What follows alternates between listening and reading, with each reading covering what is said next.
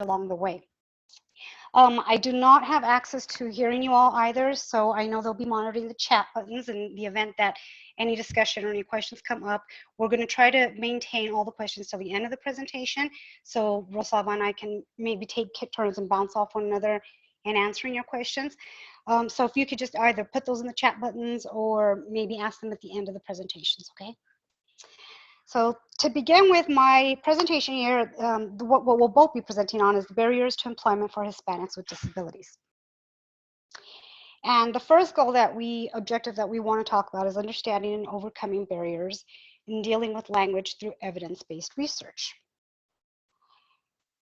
I'm not sure how many of you are familiar with research as far as in a transitional setting or with a Hispanic Latino population, but the first point that I kind of want to bring up to everyone's attention is that although there are numerous and many studies on disabilities and general population, there's not much research for Latino populations, and there's even less research for those who have both limited English proficiency and a disability.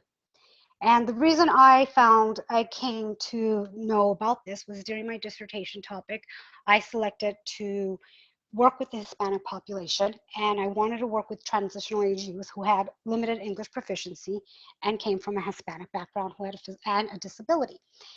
When I was doing my lit review, it became apparent that there was little research done on this population. I came across maybe 4 or 5 different articles within the last 20 years. So it's been a real eye-opener on what limited research there is out there for our population, and I'm really excited to see where this can take us and what direction we can go in, because as you all know, the Hispanic population, Latino population is booming. And I'm going to make sure that everybody knows here that Latino and Hispanic is going to be used interchangeably throughout the presentation, only because, as we'll get into here in a little bit, you can identify with different populations within that population itself, okay? So the objective I go into next is applying active listening skills to build effective relationships between professionals and families. And the first thing I want to identify here is getting to know your audience, okay? When you're working as a rehab counselor and in any other area, I think one of the bigger questions we try to identify with is who is the audience that you're working with and what do they identify themselves as? In a 2012 Pew Research Center survey, Hispanics reported that they most often identified themselves by their country of origin or by that of their parents and their grandparents. However, a couple of years later, a different survey with the same research center identified quite the opposite. And it said that majority of Hispanics, Latinos, really identified with what their identity and their culture upbringing was. So I'd like you to kind of just think about that for a second. Think about the consumers, the clients that you work with, and the populations that you served, and where would they fall as identification purposes? Okay, so in 2010, 50.5 million people of Hispanic and Latino origin were living in the United States. Between 2000 and 2010, the Latino population grew at 4 times the rate of the entire population. And what I've kind of put up here are a couple of tables I'd like you to take a look at and again compare the clients that you serve and that you've worked with and where they would identify and fall into these categories. And you'll see they kind of range. On the left-hand side, you'll see more of the categories that Hispanics identify with. Central Americans and the Spanish, Mexican Americans, Cubans, and so forth. And then on the right side, you're talking more of a Latino, of a more general-based category. Okay. And you'll see that the Dominicans have the highest category where they identify themselves at 66%. And it goes so forth down to Salvadorians, which identify the least at 49%. Now, all of the resources that are being used in this presentation today are going to be identified at the end of the presentation on a slide. So if you have any questions or would like to refer back to them on your own, you'll have those resources to go ahead and look up on your own time, okay? So one of the areas that we have learned through research is that by identifying your target audience with the communication needs assessment, you can learn what is the best method of communication for your clients. And this can be done a number of ways. It can be done through surveys, through questionnaires, or through community pláticas. And for those of you who aren't familiar with what community pláticas are, it's really just a network involved within your community where maybe clients can get together within your workforce or within your school environment, and maybe kind of join everybody together that comes from the same culture and find similarities that they can relate to and help you identify and come to terms with as a counselor how you can help them meet their needs. Okay. So these are really the three areas, and I think we're all familiar with surveys and questionnaires the most because that's really more of like a demographic form, and most people will complete those when they're coming in as a new client to the Texas workforce or to VR services. So community pláticas are something that I've not seen them very often in the community here in Texas. I did get to see a lot of the community in Wisconsin get together in the VR system for community resources and community get-togethers. And this was really beneficial because I got to see different perspectives of how clients and counselors can relate. Now, these didn't happen very often, but it would happen, I would say, maybe once every quarter, where the VR centers would have some type of community event. And for example, in the summers, they would maybe have a get together and meet at a park, have a simple cookout, or have a simple get together. And they would invite families of similar backgrounds that the counselors were working with and invite them to this outing so that they kind of can get together and network with one another. And this benefited both the client and the counselor because you can recognize here how it helps the counselor identify those different relationships and see how they can help their clients a little bit better. So some of the obstacles that I'm going to identify here and discuss a little bit further are what are the expectations from counselors and the school staff that individuals will speak out with forcefully and regularly on their own behalf and how it runs counter to their customs. Coming from a Hispanic culture myself and most Latino backgrounds, and I am based out of El Paso, Texas, so we have a strong Mexican American community here with Juarez, Mexico being straight across the border.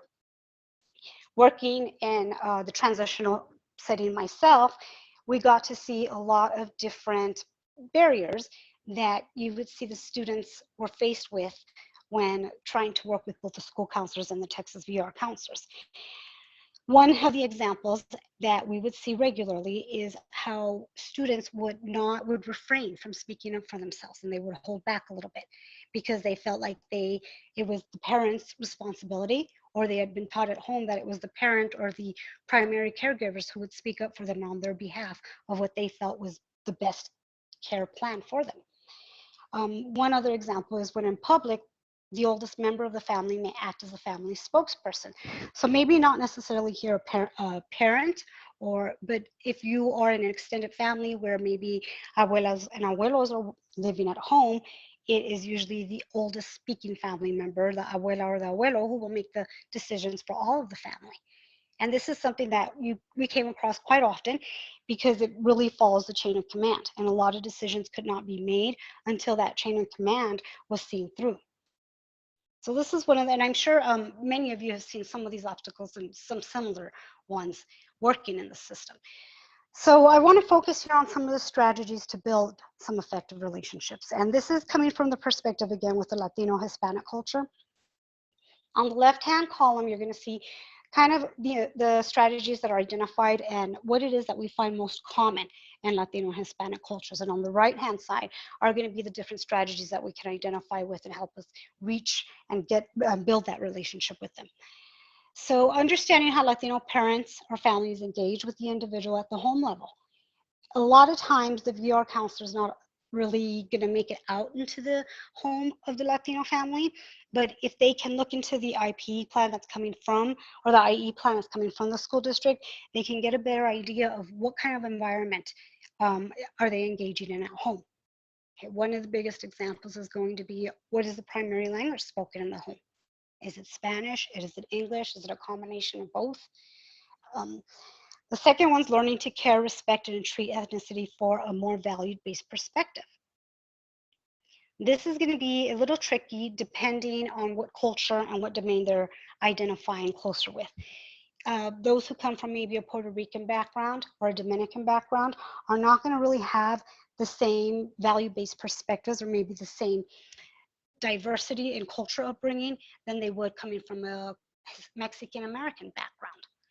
It can be something as simple as understanding the terminology or the verbs that are taking place in a conversation. Working with a close Puerto Rican family, there's a lot of terms that you may think mean one thing because you, for example, are coming from a strong Spanish background and a Mexican American culture, but in a Puerto Rican culture it may mean an entirely different thing. And this can be really tricky because if it hasn't happened to you in a setting yet, it can be a very dangerous situation. There are a couple of words that can actually be interpreted very wrong. For example, I know banana in Spanish is plátano. However, if you say it in Puerto Rican, and you'll have to, I cannot recall the name of the term there, it's very different. And sometimes the words can be very offensive. So you have to be very careful depending what type of culture and which domain you are dealing with and speaking with the language. The next one's considering that the traditional American model does not apply to all Latino students and their families. Okay, this is one that it's a little tough to understand, especially if you're not in the home environment particularly. And maybe as transition students, we know that we're trying to instill with them their independence and maybe be better advocates for themselves. So a lot of times you maybe are trying to learn from the perspective of the student and of the client, and or maybe considering the family's perspective, but you want to look at it more of an individualistic perspective. And so this can be a little tricky.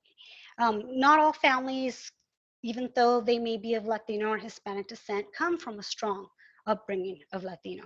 And that is something that you do have to maybe start doing a little bit of more of a questionnaire or a survey in this aspect and find out exactly what it is. What is their thoughts and their beliefs? I like to say it's more of a survey, when you go into a hospital for a routine checkup and they ask you, what are your religion preferences? What is your background? What is this language spoken in the home? Those are some of the questions that you may want to ask. Is there a religion preference? Is there something, is a primary language that you'd like to be spoken to? And what is it that you prefer? Because you do have to remember, we can't just make the assumption that if they have a Latino last name does not necessarily mean that that is the strongest upbringing in the household. Hispanics and Latinos value family, youth, cultural, art, food, and music. And this is something that we definitely want to use when we are maybe getting introduced to our clients for the first time. I mentioned how the community networking, they would come up with, and in Wisconsin, they'd have quarterly events where they would invite the families out. And this is a really good advantage and a really good opportunity to take advantage of your families and learn a little bit more about themselves. Families, individuals, everybody in nature feels a little bit more comfortable in a social setting. So they're a little bit more willing to open up and express what it is that their wants and needs are, desires are. So this is a really good way to remember this. Some of the strategies on the right-hand side I kind of already discussed, but we want to make sure that we take all these steps here. We want to make sure that we take the time to understand the relationships that we're building with our client, and not only with the client, but the family members that are going to be contributing to their plan.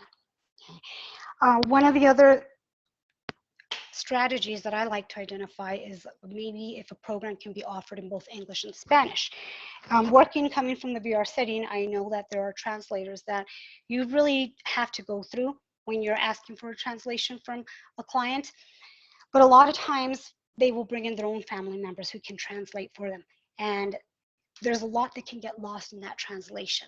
So although the VR has a preference of you requesting an official translator, you don't want to completely neglect the translation of family members, because you have to remember that those individual clients and those family members are the ones that are living in the household together. So you don't want to lose anything within that translation. You want to take every perspective into consideration.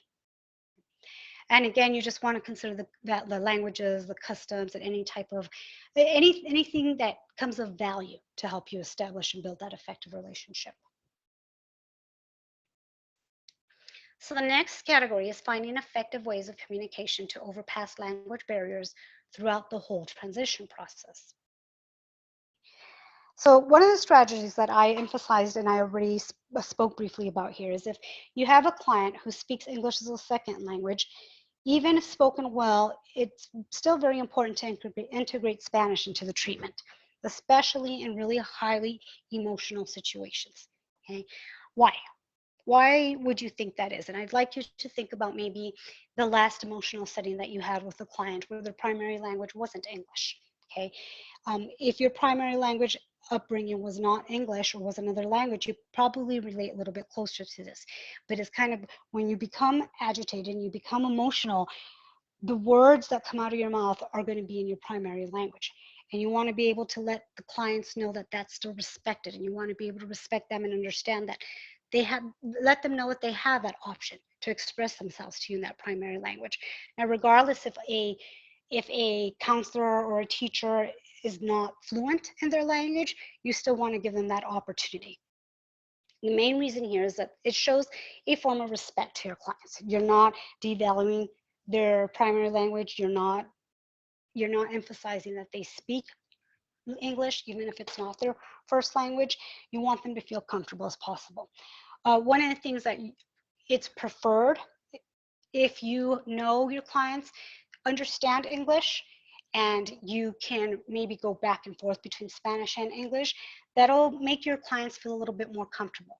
It'll feel a little bit more confident, and they'll want to build that relationship a little bit better with you because they appreciate the fact that you're trying to establish that connection with them. Okay.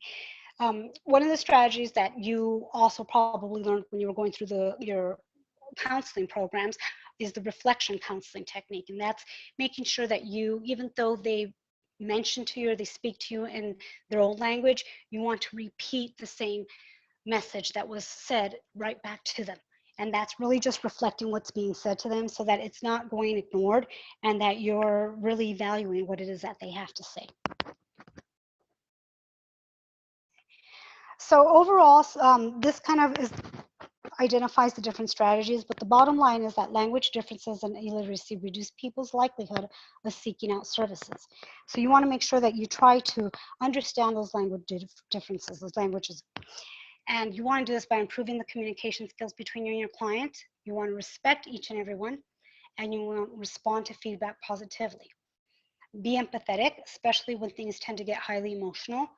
You want to celebrate others, and you also want to seek opinions and look at the different perspectives from others.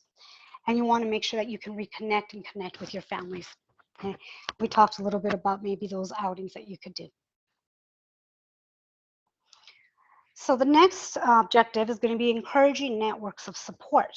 Okay? And how we can apply this is, I want you to take a second here and think about what are your first thoughts that come to mind when you think about support systems and Latino families.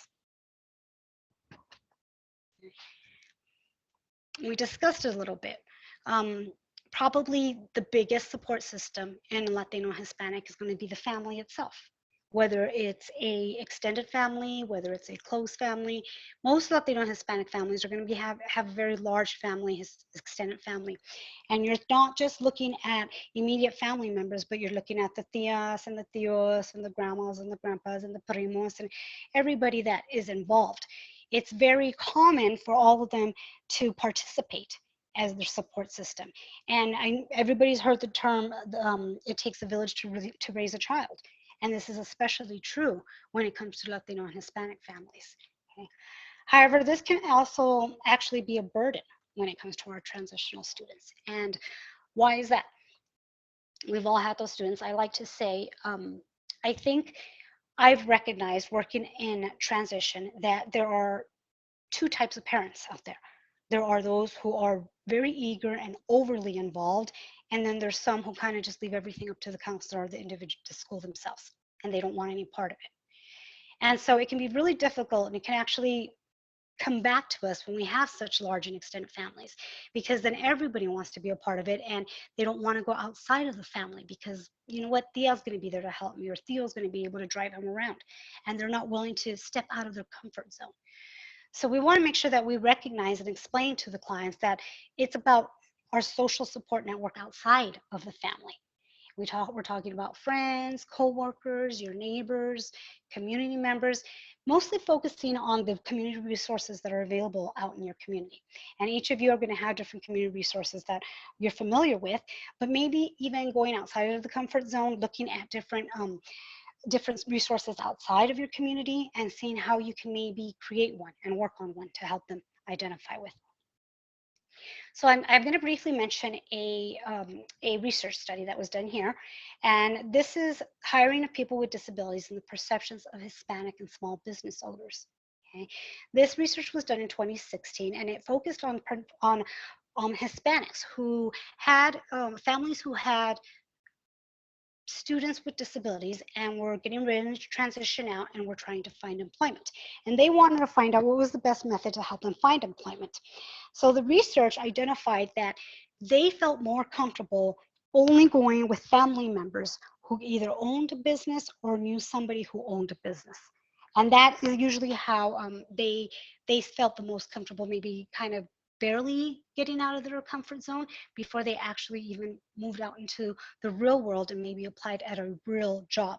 They really wanted to start focusing on maybe that close family member that is a supervisor at the Dollar General, or maybe that family member who runs a restaurant. I have a client who a student. I had a client who a student. The parents ran a very popular chain of restaurants in the El Paso community. And ever since the student was a young boy, he had learned to help out in the kitchen. He learned how to help out in the restaurant.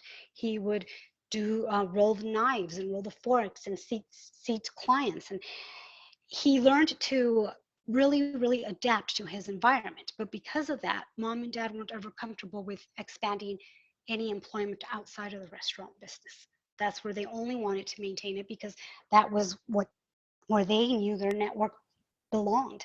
They knew most of the other restaurant owners in the community, and they didn't want to expand far from that. So it was really hard to place because he wanted to start seeking elsewhere. And that's where we have to always consider our clients and what it is that they want. And I'll talk a little bit more about another research here in a little bit.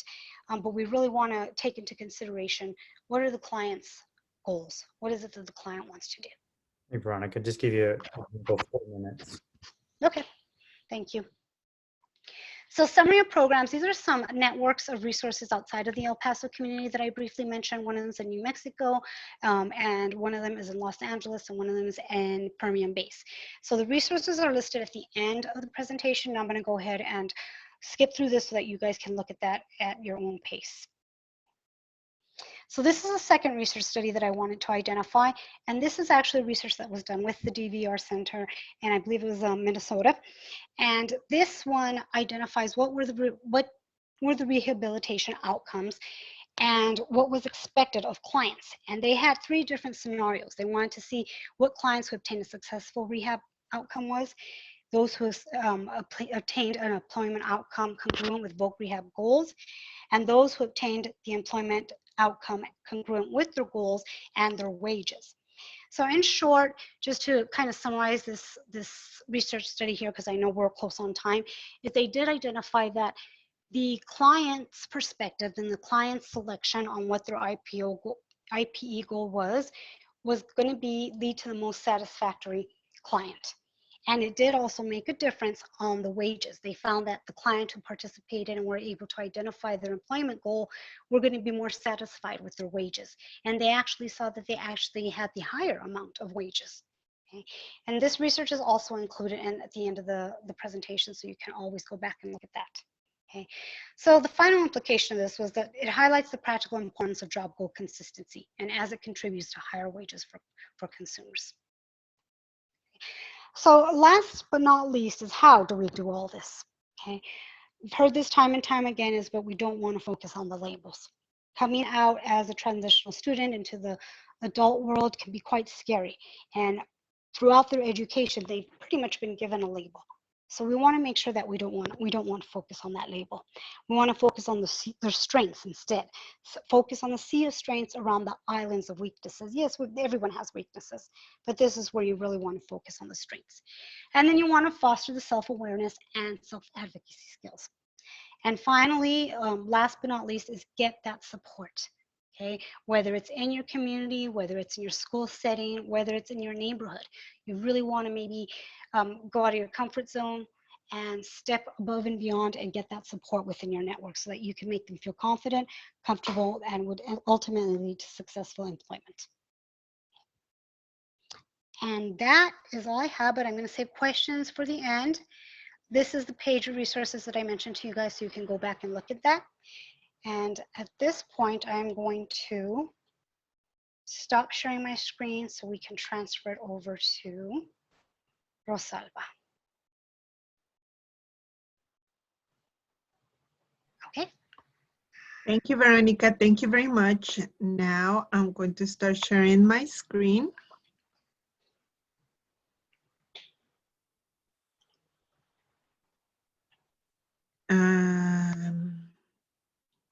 Does everybody see my screen? We can see where you're at. It's good. Thank you. Awesome. Sure. Well, just very briefly, yes, my name is Rosalba Calleros, as Eric. Thank you so much for introducing me. And I just want to tell you a little bit about Texas Parent to Parent. We provide information and support to families who have kids with disabilities. We provide parent to parent support since birth, and also we provide some information related to transition to adulthood. We are a statewide program, so even though when our office is located in Austin, we provide services to all the state, all families in Texas. And coming to what is the topic of the day, how can we help Hispanic families get more engaged in the transition services that you are providing to them? I'm not going to go in detail as Veronica did on studies and research, but I'm just going to, oh my goodness. Give me just a second because I cannot. I have the opposite than Veronica. I can see everybody and I just see a little piece of my screen. So let me just try to. There you go. Okay, sorry about that. So a study funded by the National Institute on Disability, Independent Living and Rehabilitation Research found that Hispanic families may have difficulty accessing transition services due to language and perceived citizenship-related barriers. And we're going to be talking a little bit more on detail what it is. I don't in a negative way with my presentation. However, I think it is important to address the roadblocks that we can find on the road. Before I go through this, I just want to put a little emphasis, and I'm going to talk in the panel a little bit more about my child. I have a child which is just about to age out of school. He's 21 and turning 22 in May, so I'm going through the transition and I'm leaving the services right now. So, well, my child is. So many of the problems that we find as families is the low expectations or lack of transition services, job exploration, work experience opportunities, etc. And I can tell you that many families don't even realize that there's a section on the IEP that it's specifically related to transition. So that is a big problem because sometimes schools, other vocational services think that the family understands perfectly fine that the child is going through transition and that this process starts at the age of 14. And at Texas Parent to Parent, I have found many families who are calling me at the beginning of May and they tell me, Rosalba, I don't know what I'm gonna do. My child is just about to graduate and I don't know what is going to happen to him. I don't want him or her sitting in front of the TV all day long and I don't have a plan. Everything that I know is going to school, sending him to school. and I don't know what is going to happen right now. So when I asked them if they have talked to the school personnel or any other community agency about transition services, they assure me that they don't have such a thing, which I know it is not sure because it's something that we have to go through every single year in every art after the age of 14. The problem is that the families are not getting that kind of information. So just make sure parents understand the importance of this section on the IEP. Explain it to them. I know that it might be time consuming, but just think that if you don't explain, you are the experts. And if you don't take the time to explain to families, it's going to be very difficult for them to understand the whole process, and you're not going to be able to do your job and find the resources and the services that this child needs. So when I provide training to families, I ask them, just think, why are you sending your kids to school? And I'm going to make this question in a general, with a general idea, not just kids with disabilities, but any of your children with or without disabilities. Why do you send them to school? And pretty much I always get this answer that is to learn. Yeah, to learn, yeah, that is true. And why we want them to learn? To go to college. And what about if they cannot go to college? Well, just to go and learn. Sometimes we don't understand what is the final purpose of sending them to school. And I explain to them, just think about kids without disabilities. It's easier for parents to answer that question, and they say, well, so they can find a job when they grow up. Good job. So let's keep that idea in mind also for kids with disabilities. We send them to school, even since they are little, to learn new skills and start improving their knowledge, their abilities, and to be able to find a job or something that they're going to do after they graduate. And that is a very scary answer for families. So it is very important when professionals address that question to parents. I remember when I went to my first art a long time ago, and they asked me what my plan for the future after graduation was. And my son was 3, and I said the same thing. I want him to go to college. Of course, it took me a while to understand that my son wouldn't be able to go to college, but that doesn't mean that my dreams would stop there or he wouldn't have a good quality life after graduation. So your guidance is going to be very, very important on helping parents to understand, especially when we're talking about Hispanic families that we tend to protect maybe a little bit longer than families from other culture. So also, another problem that I have found is potential behavior problems that are not addressed. When we have behavior problems at school, we are trying to fix the problem right here, right now, and probably we're going to do an assessment, an evaluation, and we're going to implement a BIP to solve the problem right now. When kids are old enough to start thinking of or addressing a transition, we need to keep an eye on those potential problems that are going to be in the workplace. How can I help this kid to improve his behavior or to learn the skills that he needs to get in order to function in a job? So don't try just to address the problems right now. Try to project those in the long run. Another problem is the lack of accurate school reports. It's so often that we hear from school personnel, your child is doing wonderful. Now they know how to do this and that, ABC, and he has come a long way. And it might be true, but that is not going to give us information we will need, especially when they're transitioning to adulthood. We don't want to see all the report cards full of A's and B's when they don't have the skills they need to survive when they graduate. And remember, don't forget that point. We cannot forget the time when they're going to be aging out of school.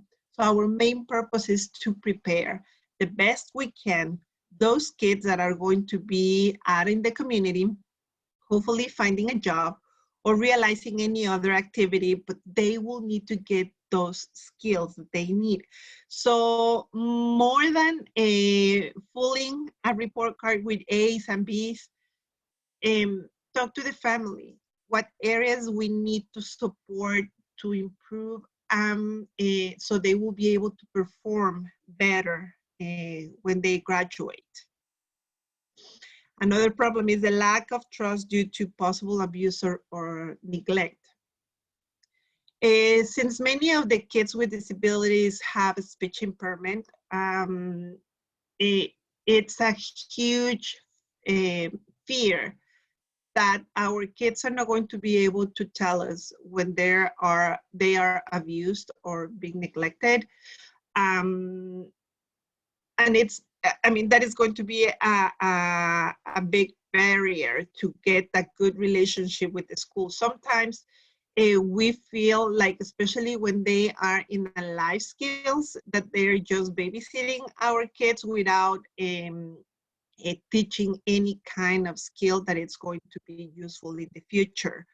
So what is going to be a good way to erase that idea in our heads is keeping a good conversation, keeping a close communication with the parent, and addressing any problems that you can see with the IEP or with the vocational services that you are providing. We don't want them just to be babysit. We need them to learn new skills in order to get the job or be productive when they graduate. Also, parents might feel like their opinions are not valued, and it is important to understand that we know our kids since they were born, and we have a lot of ideas to bring to the table. If for whatever reason you feel like those opinions are not realistic, try to make a connection with that parent. Don't just underestimate the value of the opinions that parents can bring to the table, but we have so many things to say about our kids and so many things that we can provide to you, so we can work as a team and we're gonna get a good outcome. So it's just open your mind, your heart. If you don't open your heart, I think this is not a job for a person that cannot open your heart, because it's a very sensitive topic. Of course, I'm talking about since the mom point of view, but I think it is important that if you're doing this job, you need to open up your heart.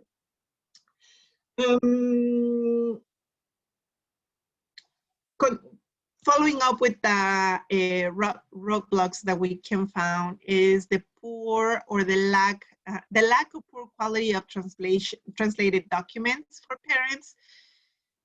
Make sure that you're going to provide the IEPs translated in their native language. I have worked with so many families who are first generation here in the United States, myself included. And when I came to the United States almost 22 years ago, I didn't know any English. And even though when I didn't know any English, sometimes it was easier for me to read the document in English than the document that was translated for me, because it was a very poor quality. And in the translation, make sure that you're not going to be missing important details.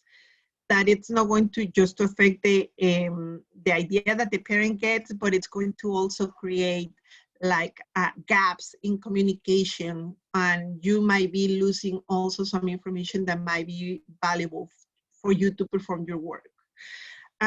Also, I have found with many families that I work, the lack of accurate interpretation services when they are in arts or in different meetings with vocational services. I have the experience of not long ago, I attended a transition IEP, and I just came to provide some information about Texas parent to parent. That was my only role. But I was, of course, I could understand perfectly fine what the mom was saying. And just to give you an idea, this was a child that was aging out school. No, it was not aging out. He was graduating at the age of 18. And mom was saying that she would love for her child to stay longer because she can see that the school can still provide a lot of services and support. But the child was already 18 and the child didn't want to stay. So mom said that, okay, I know that he's graduating, but I would like to get more time to see if he can accomplish more. And the translator told the team, oh, mom is very excited because her child is graduating. And I was like, that is not what the mom wanted to say. So it was heartbreaking because, of course, mom couldn't have an idea that her idea was not interpreted correctly. So I know that this is not the only situation. I know that there's many situations where there's only one person speaking Spanish and interpreting a parent. But I think it is important to find a professional person that can provide this kind of service. We also have a lack of community service information in Spanish. We don't have a lot of that. And again, when we get some of the information translated to Spanish, it's going to be difficult to understand. So when I get a brochure of an organization and they're presenting me information that I feel like they didn't even take the time to translate in a professional way, I don't think that they're going to value my point of view or that my child is going to be important for this organization, because probably they're just providing this information as a requirement. But I feel like I'm not making that connection. And if I don't get the services in the language that I better understand, that I understand, it's going to be very difficult to follow up with the instructions, because again, it's going to be a huge gap of communication. So also we have found lack of legal immigration status or potential access to services. Unfortunately, when kids are not American citizens, we know that they cannot access a lot of services for to get an employment or to get a secondary education. So post-secondary education, I'm sorry. So I know it is difficult because I have spent a lot of time trying to find some resources for families who doesn't have a legal immigration status. But probably we can think out of the box and provide with some ideas. If we're not going to find an employer that it's going to provide a job place to this person, so probably come up with other ideas, maybe a family business, maybe something that they can do in their community, even though that, of course, the ideal would be to get paid to live and to be able to live based on my work. But if we cannot get that, what is going to be the best services or information that I can provide to a family who doesn't have an immigration status. I think it's very frustrating just to tell families, I'm sorry, there's nothing that I can do for you, or your child is not employable. I think everybody is able to perform some kind of job, but we need to think out of the box. So also, community services providers question their citizen status, and I understand that that is a requirement. But even though when you're not going to, when you're going to be able to provide transition services even for families who don't have a legal immigration status, when we go to another organization like vocational services and they question our citizenship, we're going to feel insecure of providing that kind of information for obvious reasons. We don't know when we're going to get immigration involved, and just try to provide the confidence to the family that all the information that you are asking is probably because of requirement, not because you're going to share that information with other organizations. So I talk about the problems that we have around, but now I think it's a good idea to provide you with some strategies. So build partnerships with families. Even though when probably you don't know many things about the culture of the family that you're working with, open your heart again, open your ears, and try to make a connection, an emotional connection. And I'm not saying a personal connection, and I'm not trying to say that you need to become too close to the family. Just listen what they have to say, because they have a lot of things to share with you, and we need a lot of help. But it is very important that once we get that professional, that we feel that care for us, we're going to make a big connection, and we're going to make things better, and we can accomplish things that are going to be of a great benefit for our kids. So just try to build those partnerships, please.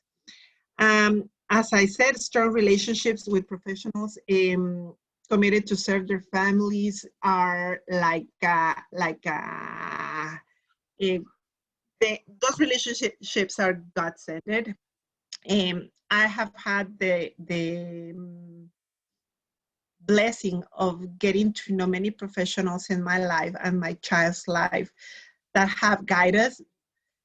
They have guided us, and they have provided with the information that I didn't even know that it was available for my child, with new projects, with new programs, and with new opportunities, because they see the potential I see on my child. So try to see and pay attention on that potential that every kid has, because believe me, no matter how involved a child disability is there's always an opportunity to get engaged and to get a benefit and make this family or this child to find something for them to do, or to the services that you can provide after graduation. Seeking for family and community supports. And this is very important because, I mean, as Veronica mentioned in her presentation, we always try to find our tribe within our family, but that doesn't mean that we're not open to community supports. It might take a little longer, and it can be a little bit more difficult to look for community supports, but we do that. Once we feel comfortable and we feel like we feel safe, we're going to start looking for community supports. But when you hear that a family has a family business, and that family business is going to keep busy this child that is going to be graduating, don't say, oh, it's wonderful that you have this idea, so good luck, and bye-bye. Try to go a little bit farther. Try to go and find this family with ideas and services that can help them in case that that family business doesn't succeed. So even though when we can be very creative as Hispanics, sometimes the things don't go the way that we planned, and then if that didn't work, we can get kind of lost. And by the time that we realize that our plan A didn't work, we realize that we don't have a plan B, and then so sad that we don't have access to school services anymore, and probably we lost track or connection with any vocational rehabilitation services. So try to help families to make a plan B, a plan C, and what about if this doesn't work? Just help them understand that there's always something that we can try to make a new plan. And you have those resources. Also have high expectations. Again, no matter what the disability is. We love having high expectations for our kids. Remember when I was telling you that when the first time I attended an art when my child was 3, I told the team that I wanted my child to go to college because college has been always important in my life, and I want the same for my kids. Of course, he was too young, and I didn't know what his personality or his interests would be, but I always want to have high expectations for my child. Try to help the family reach those high expectations. Don't think that we are just daydreaming or that we are in denial. Believe me that by the time when a child reaches the age of 18, we're not in denial anymore. We know we have gone through a very emotional process for at least 18 years, and we know what our kids are capable or not capable to do, but we always going to want them to have a good life, a good quality of life, even though when they cannot go to college or when they're not going to find a paid job, or even though when they're not going to find a full-time job, we want them to be happy. We want them to feel like they belong to this community. If they belong to my family, of course they belong to the community. So think out of the box. And Veronica mentioned this many times. We need to be creative, and we need to go beyond what we can see just in a superficial way. Empower life skills and involvement. Again, as Hispanic families, we tend to overprotect our kids, and that's a fact. But that doesn't mean that you can help us with ideas on how we can improve the life skills and how they can involve in the family activities to start engaging in community activities, and probably to get a paid job, and a job that is going to be to pay for the child's needs. A few more minutes, Olava. 5 minutes? Oh my goodness. Okay, I think I can do this. So something that is very important when you perform your work is to be active listeners. So just very simple, Wikipedia says that active listening is a communication technique that is used in counseling, training, and conflict resolution. It requires that the listener fully concentrates, understands, responds, and then remembers what is being said.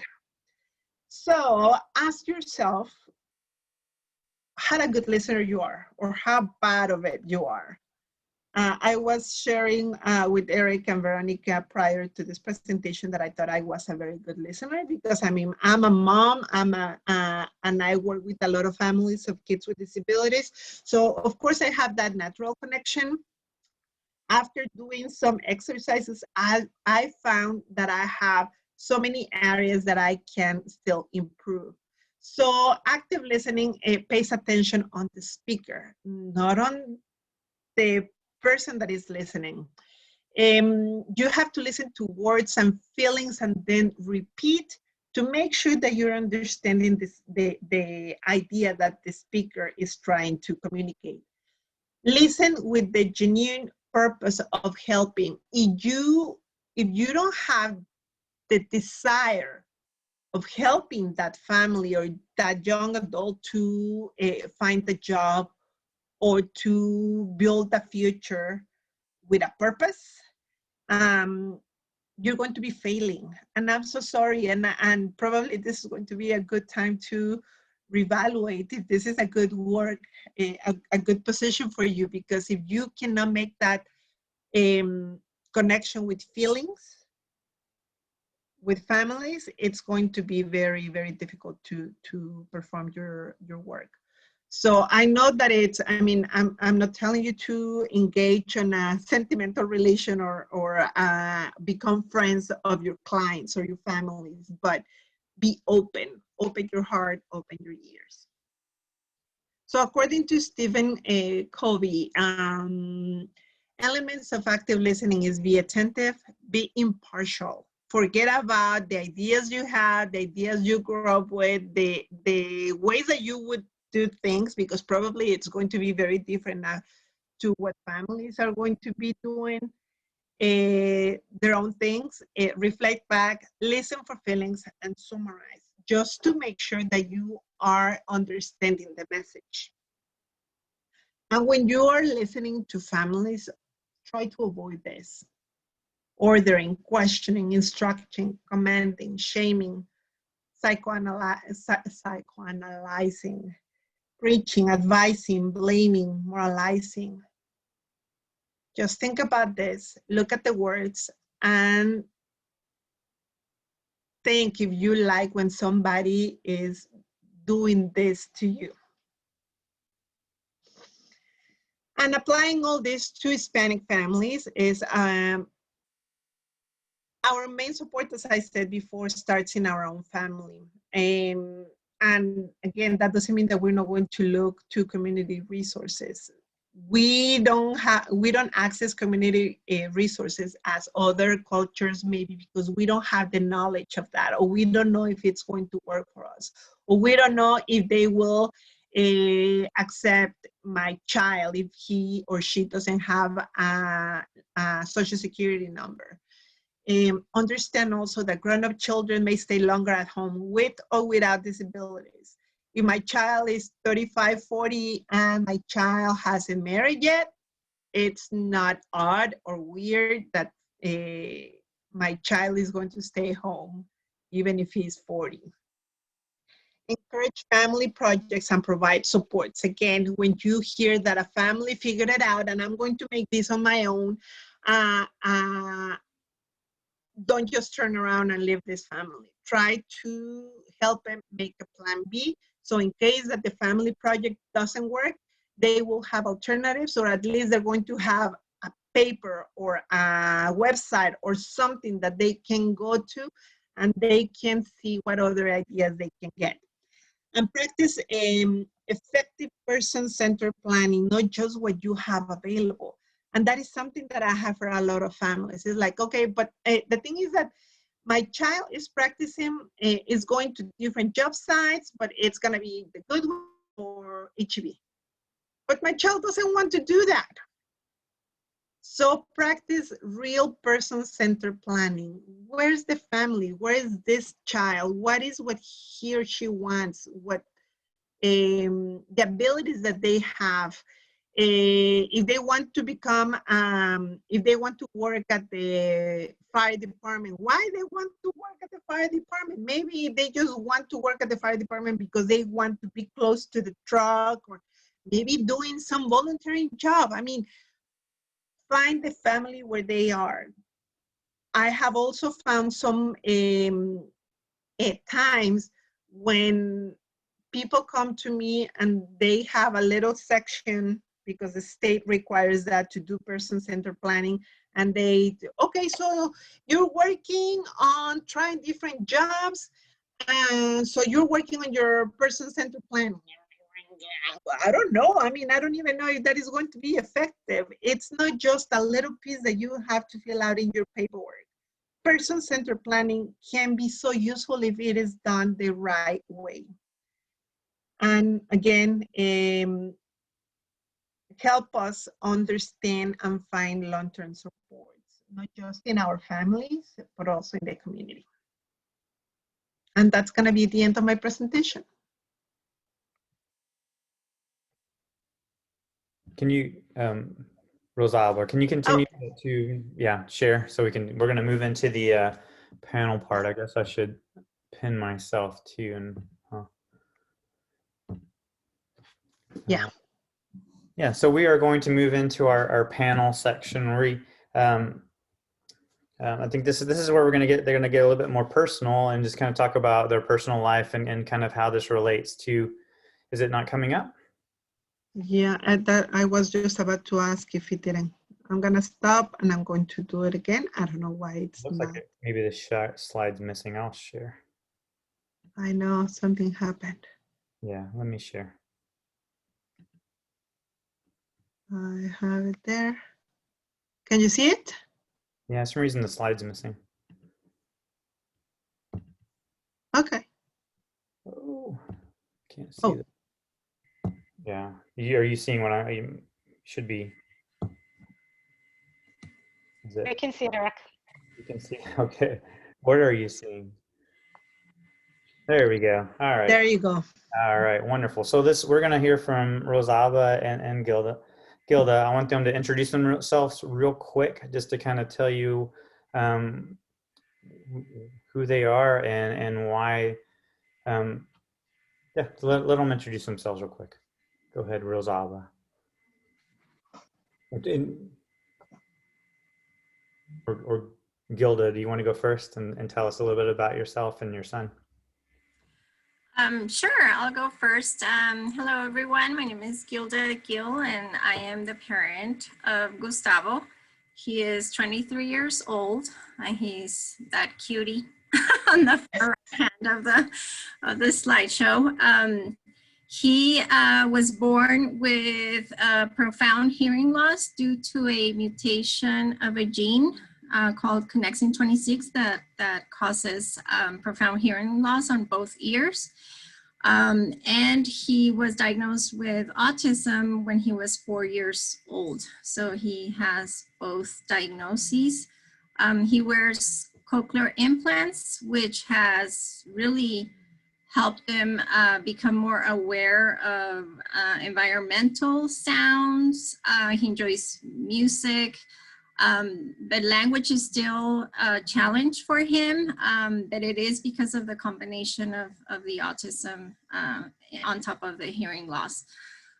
So his main mode of communication is through sign language, although his sign language vocabulary is limited. And he does rely on lip reading, and he does try to vocalize as much as possible, but his language is really hard to understand. So that's who we are.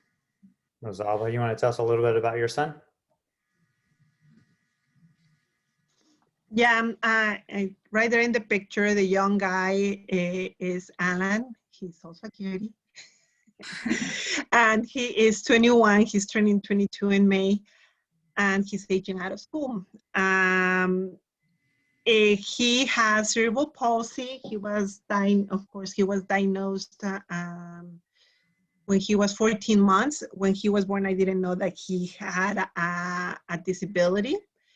And after we started knowing more about him, we realized that the cerebral palsy was affecting pretty much all his body. So his cerebral palsy is quadriplegic. His hands and legs are affected.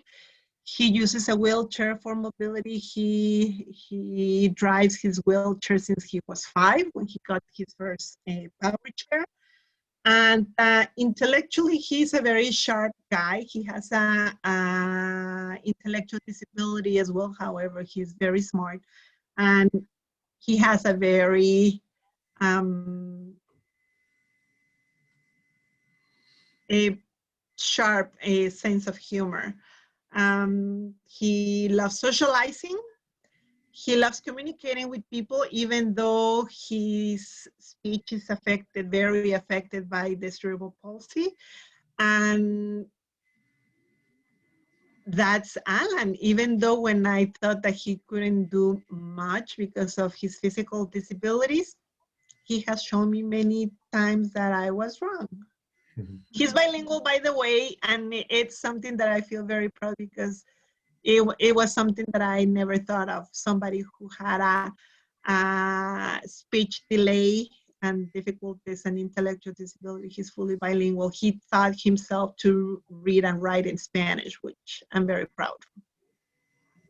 All right, we're going to start with Gilda. I think we're just going to limit this to 2 questions because we only have 15 minutes. And I know you can talk a lot since it's very personal. And so describe the positive and negative experiences you have encountered with Texas Workforce Vocational Rehab Counselor, and describe any specific barriers. And within this, let's just go ahead and our final question was to give recommendations. If you could go ahead and put that in there, and don't worry, teachers will pick on you next.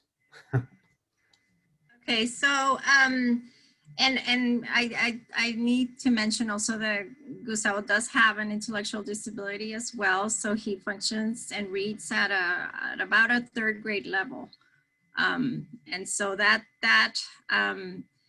you know, makes him a very unique individual, and so our experience with Texas Workforce has been a positive one.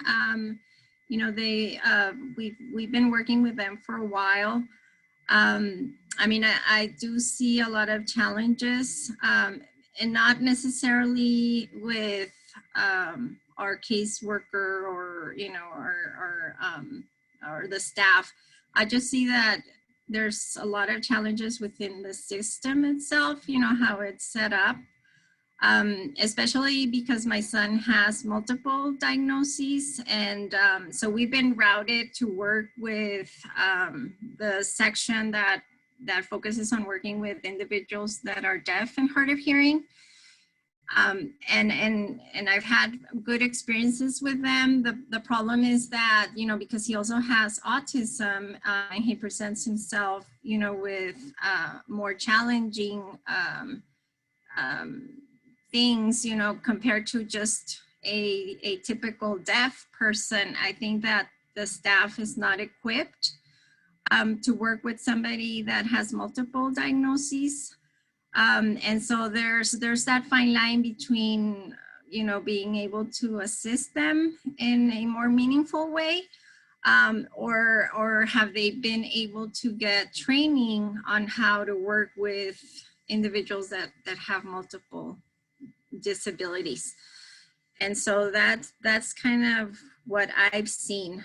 The other thing, you know, that again, because, you know, of the autism and the intellectual disability, I feel that, you know, the options that have been presented to us as possible employment opportunities have not been great. We have been presented with very specific job opportunities that are in no way of interest to my son. So that's been a little bit challenging, and, you know, and he's somebody that has a lot of skills. He's volunteered in several places since he was 15. So he's used to being around people. He knows how to follow rules. But when we have shared, you know, what his interests and his likes are, we have seen we've hit like a brick wall, because what we've been told is that based on his interests and what his abilities are, there aren't a lot of jobs available in our area. And so I've always wondered, you know, if there could be a greater focus from Texas Workforce on developing more job opportunities within the business community, because I feel that that's what we're lacking. You know, there aren't a lot of employers in our area that are knowledgeable enough to be open to the idea of not even customizing the job, but, you know, being open to the idea of employing somebody with multiple disabilities to perform that job. So when you are comparing, you know, Gustavo as an applicant against 25 to 50 other applicants, you know, what is the advantage from the employer side of hiring Gustavo versus somebody that is not going to need supports? And so that's kind of where we have encountered some barriers. And, you know, as far, did you wanted me to talk about the school also?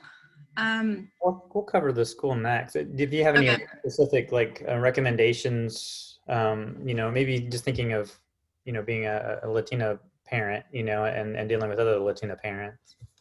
Yeah, I mean, the part that I feel that, you know, as Hispanic families, we have, you know, and I don't know if this was mentioned before, but, you know, in my family and we value, you know, physicians and teachers, you know, like, you know, if you're Catholic, you know, there's levels, you know, there's God, and then there's doctors, and then there's teachers. I mean, that's the hierarchy that I would use. I was raised, you know, thinking that the doctors were miracle workers and they're, you know, the best thing next to God. And then from then bottom down is teachers.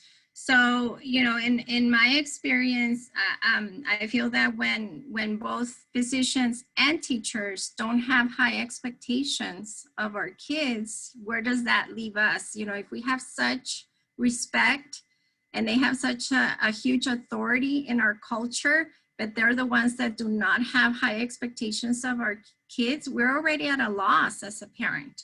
You know, so how do we build that high expectation from a parent perspective of what our own kids can do when the professionals that we are, you know, learning from and are relying on don't have those expectations themselves. And so I think that that's a culture shock, you know, for many parents here, when we see that that's not happening.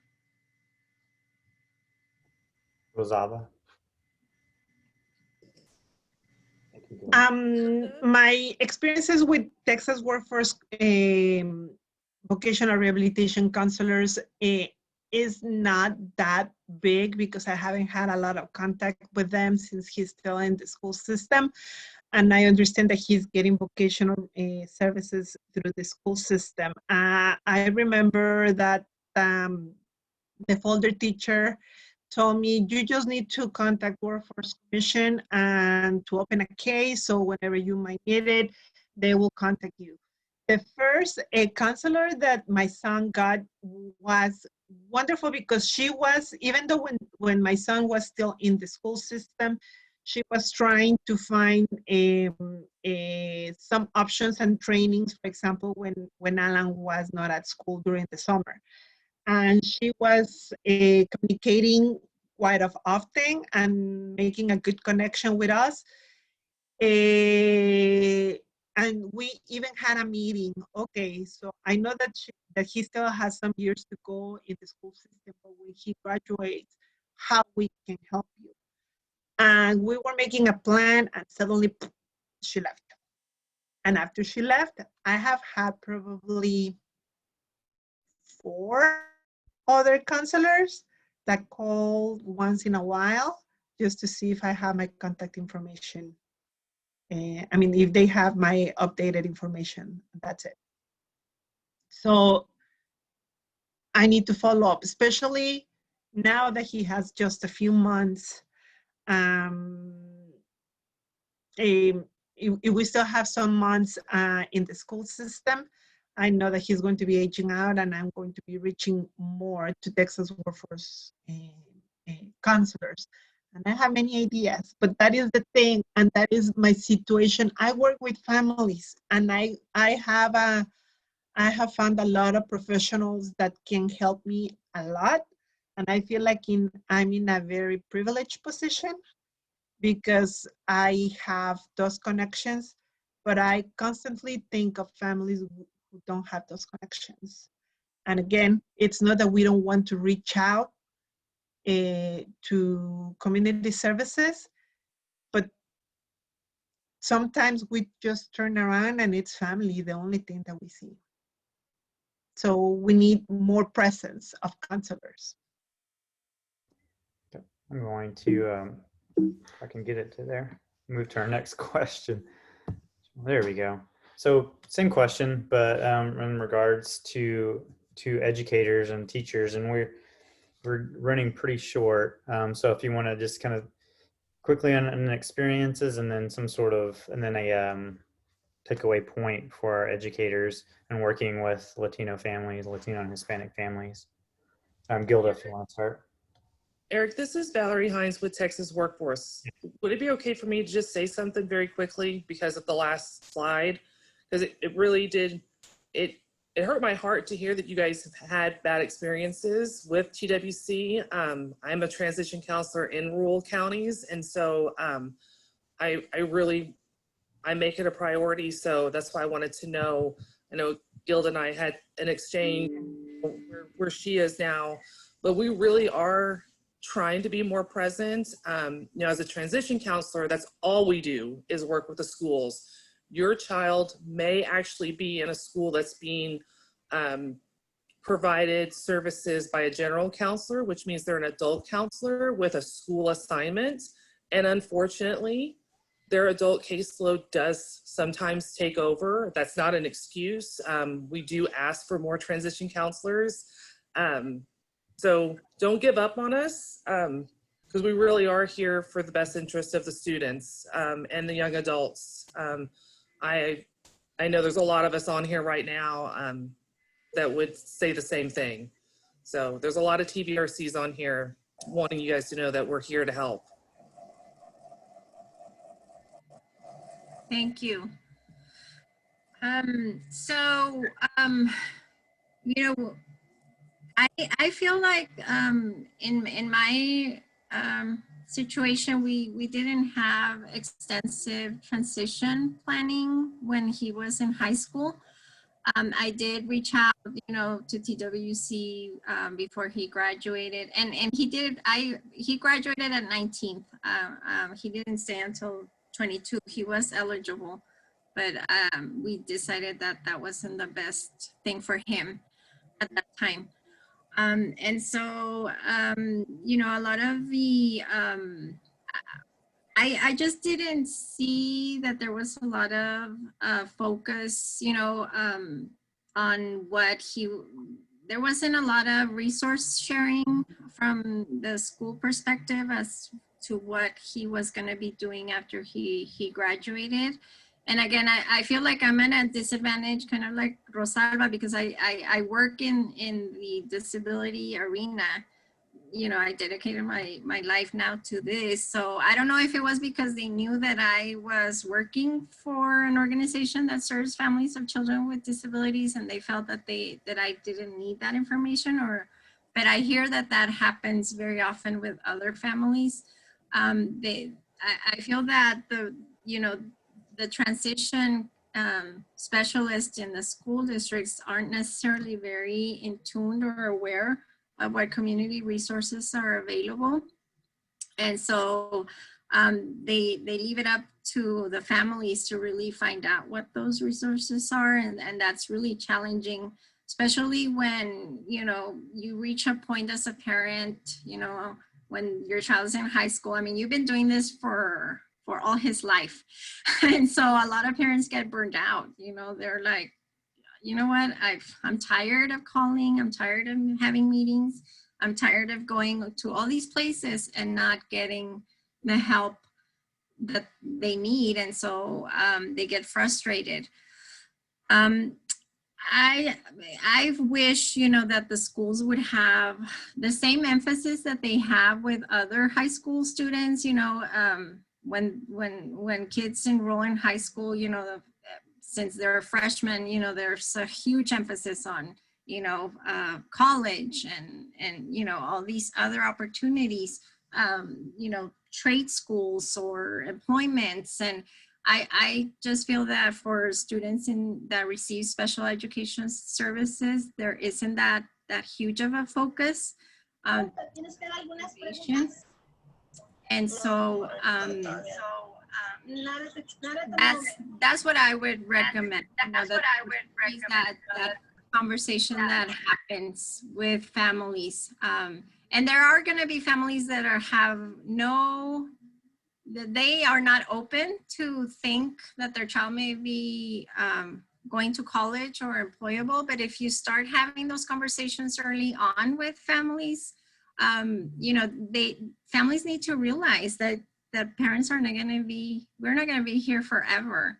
And our kids need to fend for themselves, as much as possible, depending on their ability.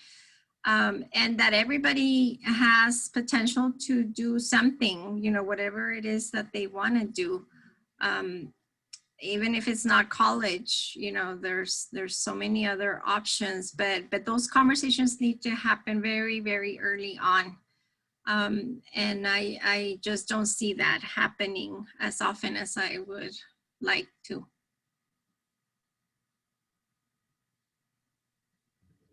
Rosalba, we have hit our time, but if you want to stick around, we'll continue and we'll answer questions in a moment. Also, Robert posted our survey, if you don't mind, please answering that. But we will carry on, and thank you so much for joining us. And Rosalba, if you want to answer the question, and then we'll answer some of the personal questions, see if anybody else has any. Sure. I'm gonna be short on this. I'm gonna say that I have had a wonderful experience with school. We were able, since he stayed until 22, we were able to try 2 different programs within the district, and both programs brought something very good to him, and that was hands-on on different jobs. Probably not all of the opportunities that he had were wonderful for him. He liked ones more than others. I think his favorite one, since he's a Facebook lover, giving him the opportunity to work on Facebook was wonderful. And we have had many good connections. He's a very personal guy. And in the picture, you could see that he was with a guy. He is his personal attendant with the school district. And that person has got so attached to Alan, and he has become a very important part of his transition, because even though during this pandemic, he is being always looking for volunteer opportunities for him, just to keep him busy. Now, as a Hispanic mom, if you ask me what is my high expectation for my child, is the same that I have for my daughter without disabilities. I want him to be happy. I want him to do whatever he wants to do and have a significant life, something that will make him happy. I'm not gonna be telling you that I want my kids to make a lot of money, because that is not my main interest. As Hispanic, and probably all parents from all cultures, we want them to be happy. We want them to feel that they belong to this community, and that is exactly what we've been working on. Right now, even though when the job opportunities have been so limited, we are working with his attendant to have job opportunities, and we are working on a big project that I hope it's gonna be big. If it doesn't work, I know that I'm going to come up with something, and I'm going to be reaching out to TWC for new options. But he's very excited to become a YouTuber. He loves being online, and he wants to open a channel of visiting different recreational places to travel, and to see how accessible those places are for people who use wheelchairs. So it's something that we have big hopes on. I don't know how big or how little it will be, but that will keep him busy right now. And I don't want him to make millions of dollars on his YouTube channel. I want him to feel that he can help other people to get ideas on where to go and what to do and have fun. And what I'm going to leave you with as a professional is Remember, I was telling you that when I work with families, I ask them, why do you send your kids to school? I'm going to ask you, why are you working with this population? And what is the purpose of working with them? Just to, and I'm sure that it's not just to fill out paperwork. And let me just share briefly, the picture that I shared with you of my son, Gustavo. And sometimes we get stuck on the stereotypes of what people with certain diagnoses do. Gustavo developed an interest in modeling. And so he's been modeling, he was modeling prior to the pandemic. He did about 6 to 7 local fashion shows. That's something that I would have never imagined that he would enjoy, but I have a friend that has a store and invited him to try on some tuxedos, and then she asked him if he could walk around and show him off, and he did. And so from there, the modeling opportunities came up. He was looking for a job prior to the pandemic. Unfortunately, we had not found one. And so now during the pandemic, he started making chocolate chip cookies. And so he's been selling them online through social media, and he makes them out of our home. But he does want to get back, into the fashion world. And so we're trying to explore that. But if not, like Rosalba said, we have another plan, which is possibly opening up a cookie shop, since he's developed that skill and he's doing well selling it with friends and families and neighbors.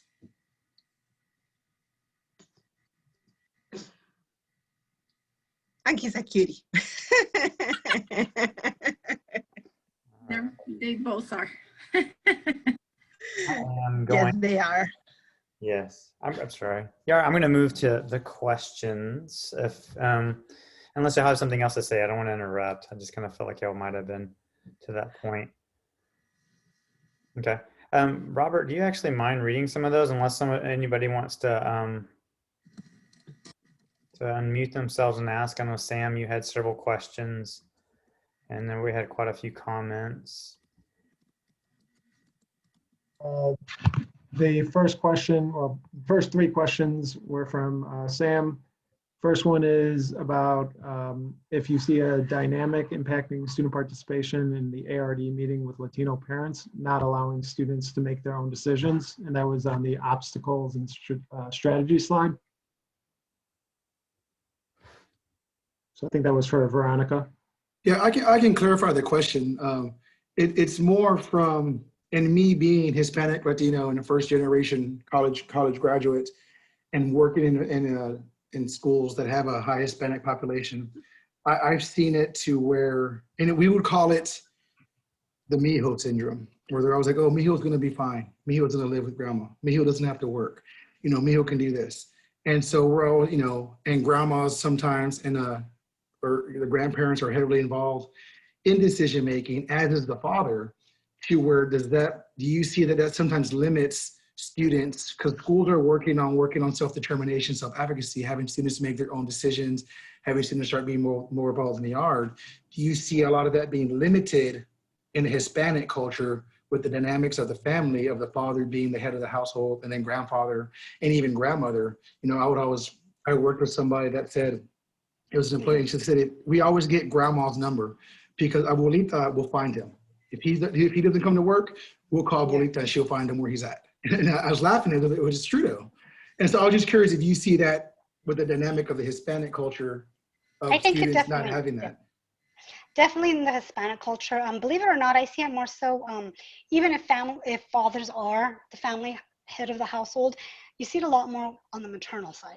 With, like you mentioned, the grandmas, the moms, even the sisters. I think it's just kind of like the motherly instinct. So it really does hinder them. One of the things that I always like to kind of put back to parents and put them into different perspectives, I always tell them, what happens when grandma's not there? What happens when mom's not there? What happens when the sister's not there? Because you always have to kind of think in that perspective, so it can kind of give them another idea and give them another direction. There'll always be somebody else next in line, but you always kind of make them get those wheels turning, because just because grandma's going to be there or sister's going to be there doesn't mean they're always going to have the best intentions for them. But to answer your question short, I definitely do see it more in the Hispanic communities.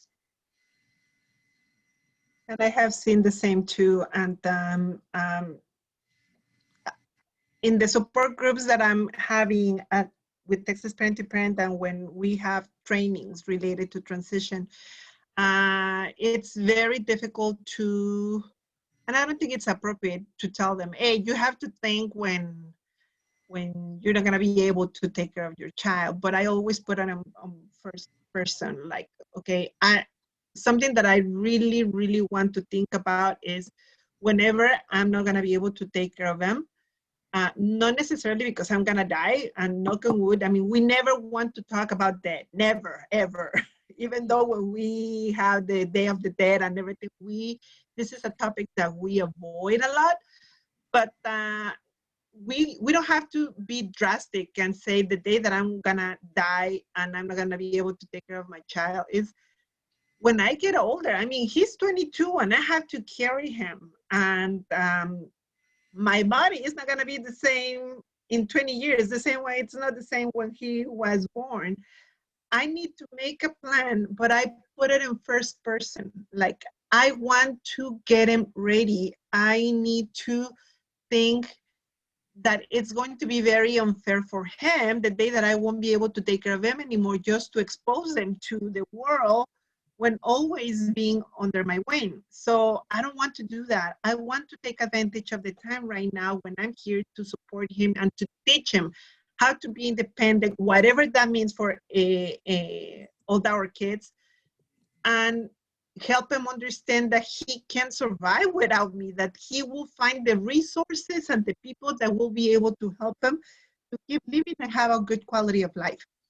So when I put him on first person, maybe this is something that you can also do, even though you don't have a child with a disabilities. You can put yourself and maybe make this family thing, because it's very, very important to help families to understand that we're not going to be here all the time to take care of them. And as Hispanic family, it's very difficult to think of our kids without a family. So how can we open those doors? How can we open their perspective and make them understand that we are in a country that manages a lot through community supports? We can still empower our culture, but also using the community supports that we have available. We have the best of two worlds. Yeah, one of the things that I can share about that real quickly is that, you know, where I work, we provide a lot of parent training opportunities. And so when we do the transition class for parents, you know, I always start off by asking the group if they, you know, when they were growing up themselves, either moms or dads that are participating in the training, I always ask them, you know, did you have a choice of living with your parents, or did, you know, or living on your own, or getting married? You know, did you have a choice of where you're gonna work, of how you were gonna earn a living? And, you know, the answer is always yes, right? And so I always tell them, and so your child has that same right? You know, they have a choice as to where they're gonna live and what they're gonna do and where they're gonna work.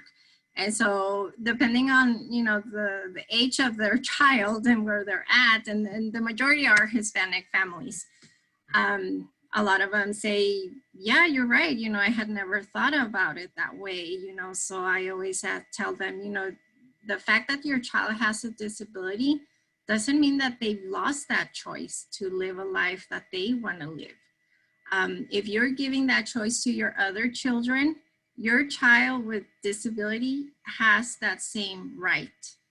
And so you need to start thinking in those terms. You need to start giving your child, at whatever age they are, choices You know, and you know, let's say that your child is 10. I always tell them, you give them choices of what they want to wear. It starts with the very basic things, but if they are not able to make choices of what they eat, what they wear, they're not going to be able to make choices as adults. And so sometimes we just need to start very, very early with parents, and putting it into that perspective. And one of the big fears that we have as Hispanic families is that they're not ready to make their own decisions and people are going to take advantage of them. And that's a huge, huge fear. And then I always think about that. Well, I remember myself when I was 18, I was not making the best decisions.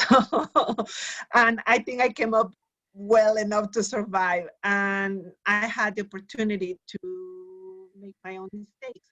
And sometimes we don't let our kids to have their failures, you know? I mean, we want them to be always good and perfect, and there's no such a thing. So with or without disabilities, 18, oh my God. It's not the most wise, I mean, the wiser time of our lives. And to piggyback on that about decisions, I say this all the time in my sessions, is the best, not a best place, but one of the good places to help students make decisions is in the ARD meeting. Have students come to their ARD meeting and be involved in the meeting and make those decisions on classes they're going to take, accommodations that are going to help them, support that's going to help them, and have them make those decisions that's going to help them versus adults, which we make decisions for them too, but you know, guide them in those decisions. Because that's the best place to kind of talk about that is, you know, these are the classes you need to take. This is what you want to do. Here's the road to get there, and have them talk about those decisions. The ARD meetings are a real good place to practice those self-determination and choice-making things. And you're absolutely right about failure though. And you brought up a good point about, you know, at 18, we don't make the best decisions, but we want to make sure with students with disabilities that we're comparing them to their non-disabled peers. So if you have an 18-year-old non-disabled person, you know, and then you have a 18-year-old student with a disability who might not be at an 18-year-old cognitive level, they're still going to be treated by the world as an 18-year-old. So what is that 18-year-old doing with their non-disabled peers, and try your best to kind of mirror that as much as you can to help with that kind of the growth in a sense. And as a mom, I will encourage you, all of you, to help families understand that, because sometimes we don't see, we just know that our kids are not going to be able to make decisions or participate in an art, and we don't understand why they have to come if they don't understand. I mean, they're not going to understand the goals. Sometimes we don't even understand the whole document as parents, just forget our kids. So encourage them and explain to them.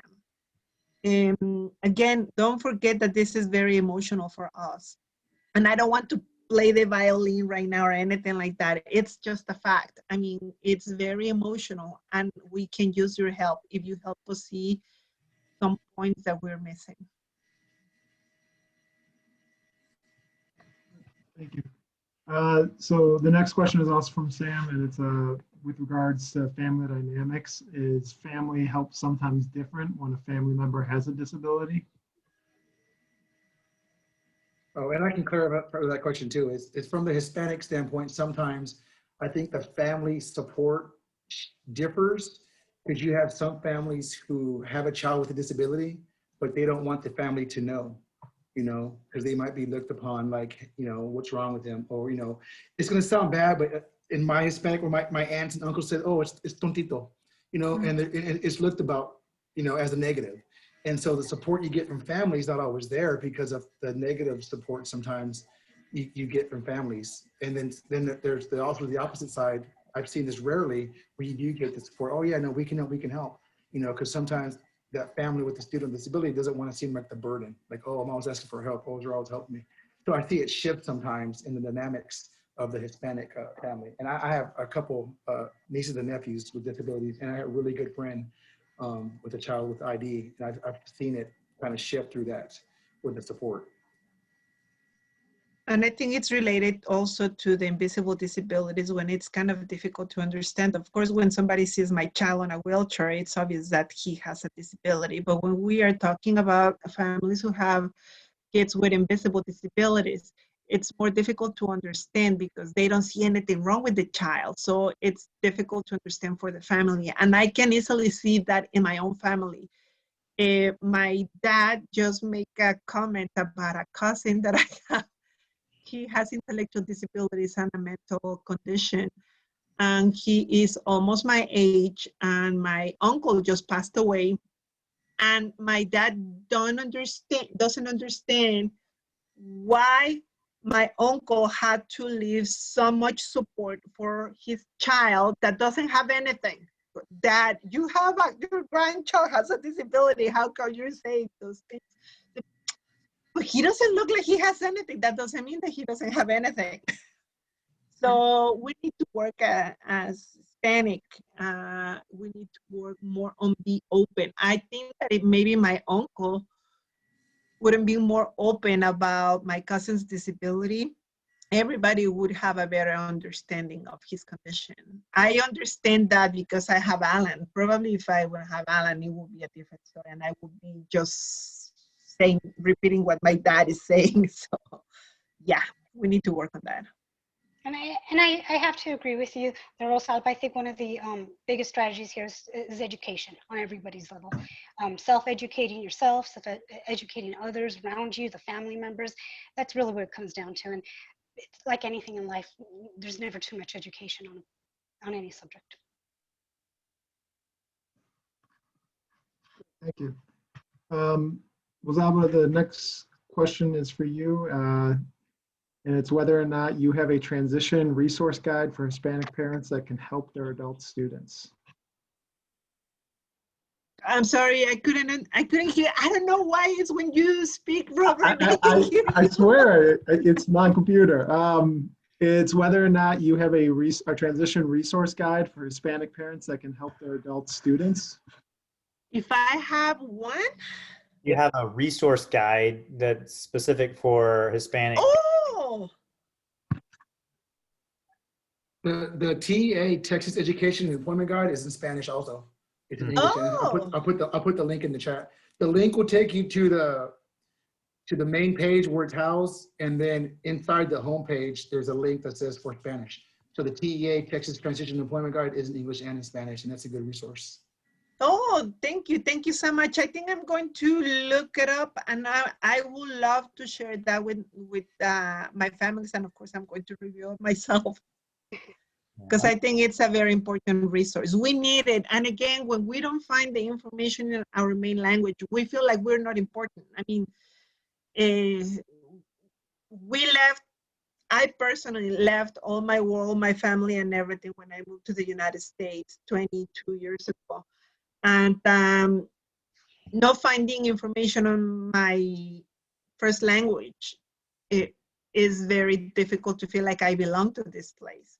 Well, after 22 years, my story is different now, but I mean, I'm just thinking of myself 22 years ago when I came here, and I couldn't feel that belonging. So having information and people who speak my language is very, very important. Yeah, I mean, I think we're lacking in resources, across the board. I mean, not lacking in resources, but lacking availability for people to find those. And then so probably even more so for people that their English is not their first language. So yeah, maybe parent to parent can start working on that.